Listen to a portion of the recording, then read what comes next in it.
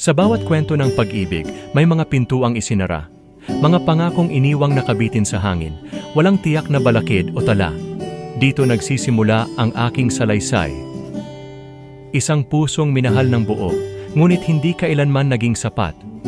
Ito ang kwento ng tanong na walang sagot, ng pag-asa na unti-unting nilamon ng sakit, at ng pusong natutong palayain ang sarili mula sa tanikala ng nakaraan.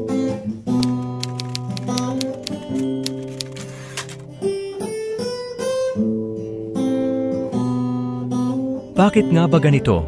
Kung sino pa ang mahal mo, siya pa ang lumisan, iniwan ka sa dilim habang hawak-hawak ang pangakong iniwang bitin. Sa bawat gabing tahimik, ang tanong ay paulit-ulit. Bakit? Bakit mo ako iniwan? Bakit mo siya pinili? Ako bang nagmahal ng buo ay sadyang hindi sapat para sa'yo?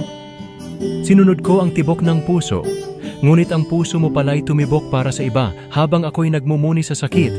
Ikaw at siya'y nagtatagpo sa isang masayang awit. Hindi ko alam kung saan ako nagkulang. Sa mga yakap, sa mga salitang mahal kita, o baka naman sa pagtitiis ko, sa pagsalo sa bawat hinanakit mo? Hanggang kailan? Hanggang kailan ko pipiliin ang maghintay sa pintuan ng pusong isinara mo na? Hanggang kailan ko papasanin ang bigat ng pag-asang unti-unting bumibigat?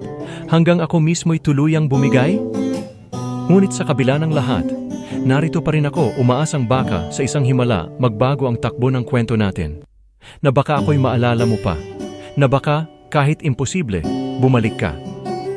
Ngunit mapait ang katotohanan. Hindi lahat ng sugat ay magagamot ng panahon at hindi lahat ng puso ay naghihintay magpakailanman.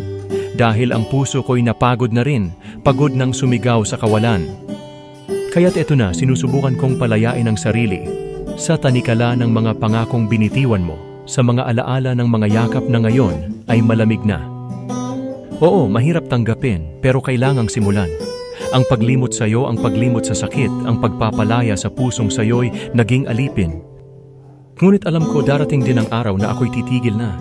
Titigil ng umasa, titigil ng magtanong, at titigil ng mahalin ka.